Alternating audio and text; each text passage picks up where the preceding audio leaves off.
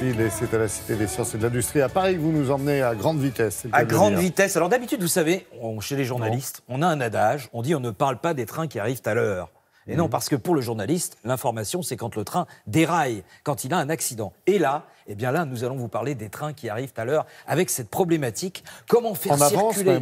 En avance même parfois. Comment faire circuler des trains de 400 tonnes à 320 km/h? Mais je vais vous dire, quand on pense aux défis physiques que cela entraîne, on est étonné de voir qu'il n'y a pas plus d'accidents.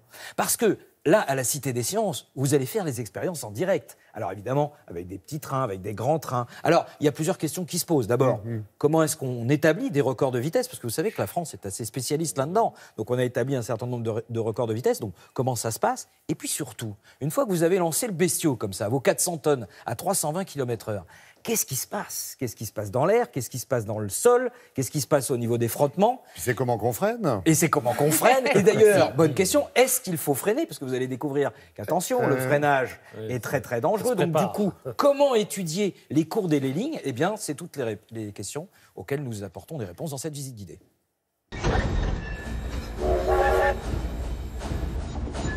On démarre cette exposition avec les records du monde de vitesse sur rail. Alors regardez, cette motrice, 1955, là on est à 330 km/h. Ensuite, 1981, on va passer à 380 km/h. Et puis, 1990, avec cette motrice ici, on est carrément à 515 km/h. Et le dernier record en date, il est là, 574,8 km/h. Il date de 2007 et ça vous fait quand même le Paris-Marseille en 1h07. C'est rapide? Oui, c'est très rapide. Faut pas vouloir descendre à Châteauroux par contre, hein.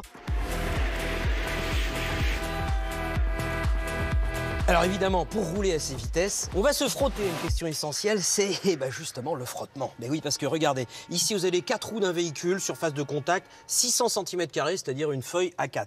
Alors que la surface de contact de 52 roues de TGV avec le sol, c'est ce petit truc tout rose là, de 50 cm². Donc pour le TGV, il n'y a presque pas de frottement.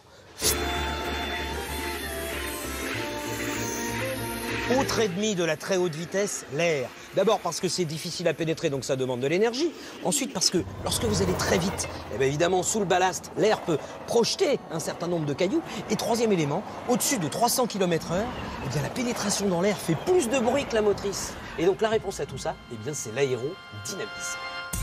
Alors ici, vous allez voir des tas de modèles de trains. Vous avez le Shinkansen, qui est le train japonais super effilé. Vous avez bien sûr le nôtre, le TGV. Vous avez l'ICE, le train allemand, très très pro. Puis alors, vous avez le train espagnol, une espèce de mélange entre une brique et un suppôt. Bon, mais il paraît que si, ça marche aussi.